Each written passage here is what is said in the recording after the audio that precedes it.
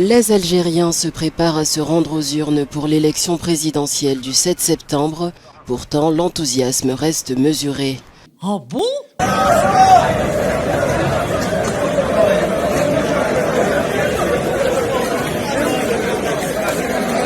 Pourtant, l'enthousiasme reste mesuré.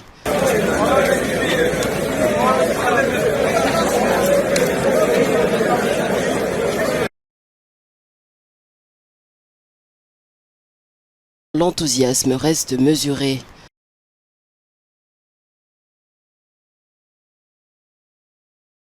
L'Algérie est une économie à l'agonie, à tel point que la question n'est pas si elle va craquer, mais quand. Et l'objet de cet entretien, ce petit déjeuner sur l'Algérie de demain, c'était montrer à un public français et à un public à la fois constitué par des entrepreneurs et de la diaspora que l'Algérie allait être demain un très très grand pays. Un très grand pays. Et qu'il ne faut pas s'arrêter à des anecdotes, qu'il ne faut pas s'arrêter à du conjoncturel. Structurellement, l'Algérie va être très puissante. Il y a quatre facteurs, 4 tendances lourdes qui vont lui donner à ce pays un relief particulier. C'est la montée en puissance de l'Afrique. Et si l'Afrique monte en puissance, l'Algérie se trouve l'interface avec le Maghreb, entre l'Europe et l'Afrique. En l'espace de quelques années, l'Algérie a connu une explosion de ses exportations. Et c'est la vérité. T'es d'accord, t'es pas d'accord, je m'en fous. Au chapitre desquels figurent les matériaux de construction, comme le rond de béton, le clinker, le ciment. Et c'est ici, au cœur de ce port, le port de Djedjen, que s'opère une grande majorité de ces exportations. Un port qui va connaître une extension colossale. Et c'est ce que je vous propose de découvrir avec nous. De l'or, du zinc, du cuivre, des phosphates, l'Algérie dispose d'importantes ressources minières et compte dessus pour diversifier son économie. Exemple ici dans le Sahara, cette région, comme vous le voyez, est recouverte d'une couche noirâtre. Nous sommes sur ce qui est présenté comme l'un des plus grands gisements de fer au monde. Un tir de mine va avoir lieu ce matin, il paraît que ça vaut le détour. On y va. Dans le monde, les gros consommateurs commencent à avoir des difficultés pour s'approvisionner. Donc dès qu'ils ont appris qu'il y a un gisement important en Algérie, ils se sont manifestés pour justement acquérir notre produit. Pour la pâte El Morjan, c'est 2 max par personne. C'est mieux que le Nutella, c'est franchement... Vous avez déjà goûté ? Non. Non, on n'a pas déjà goûté. Vous êtes pressé ? Oui. Depuis plusieurs semaines, cette pâte à tartiner algérienne au goût de noisette connaît un succès sur les réseaux sociaux, notamment en France. Et beaucoup cherchent à savoir où s'en procurer. Rupture dans toute la France. 3 jours que je la cherche. Nommée El Morjan, cette pâte à tartiner de l'entreprise C'est Bon existe pourtant depuis 2021. Mais depuis le début de l'été, des créateurs de contenu sur TikTok ont posté des vidéos de dégustation qui ont dopé les ventes de l'entreprise. Non, je te jure, je pense que c'est la meilleure pâte à tartiner que j'ai mangée. Oh my god! Élu produit de l'année par les consommateurs algériens en 2022, 2023 et 2024, cette pâte à tartiner s'est fait connaître sur TikTok pour avoir un goût qui se rapproche de la crème du Kinder Bueno. L'Algérie est une économie à l'agonie, à tel point que la question n'est pas si elle va craquer, mais quand.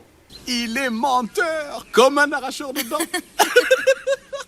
Moi, je vous dis aujourd'hui, l'agriculture algérienne aujourd'hui, elle est plus performante que l'agriculture française. Il y a un problème.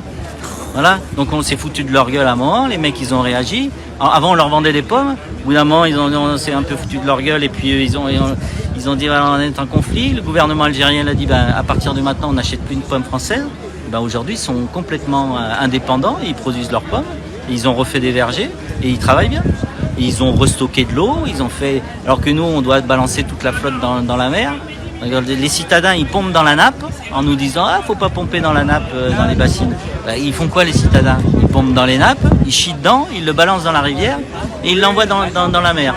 Formidable, non ? C'est ça, le monde agricole français. De plus en plus, on mange mal, en fait. Mais c'est pas qu'on mange mal, c'est qu'on est intoxiqué.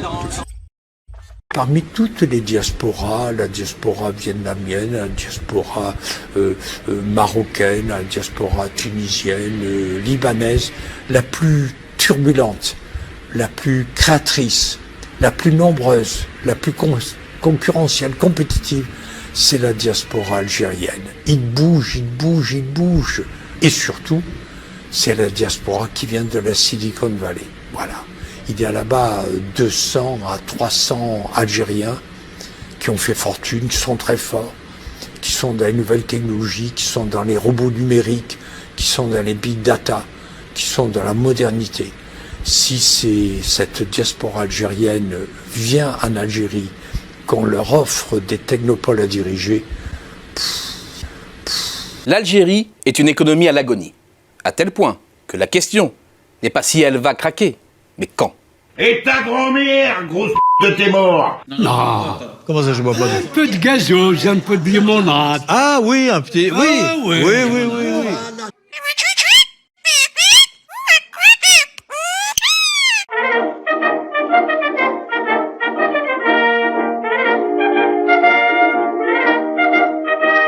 Un des exemples est la nouvelle Jama El Jazair, la grande mosquée d'Alger, qui allie design moderne et authenticité.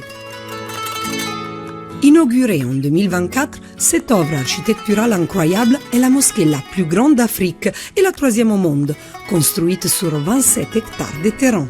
Son immense salle de prière peut accueillir 37 000 fidèles. Ce n'est pas seulement un lieu de culte. Le complexe inclut 12 bâtiments, dont une université, un centre culturel et une bibliothèque qui abrite 1 million d'ouvrages. Et il ne faut pas manquer le minaret le plus haut du monde avec ses 265 mètres de hauteur.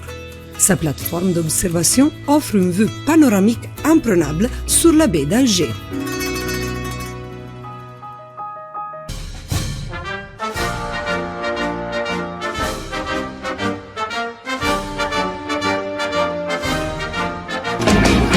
تحية الجزائر. Vive l'Algérie. تحية الجزائر. وتحية الجزائر. تحية الجزائر. Vive l'Algérie! It's good, Algeria. Hey! Tu regardes mes vidéos? Ouais, je regarde tes vidéos, Et tu kiffes? Même pas tu t'abonnes? Allez, mets un pouce et abonne-toi. Allez, clique, mec.